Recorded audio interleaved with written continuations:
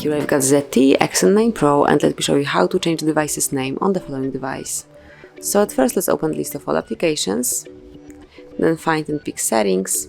Here you should scroll down to the very bottom of the list and select System. Now go to the About Phone and then click on My Phone Name. Here, by deleting the current one, which is ZTE Axon 9 Pro, you can delete this one and then you can enter the one that you would like to apply. It can be reset, and then tap on OK to save it. And as you can see, my phone name has been changed to Hard Reset. So this is it. This is how you can smoothly and easily change your device's name. Thank you for watching. Please subscribe our channel and leave the thumbs up.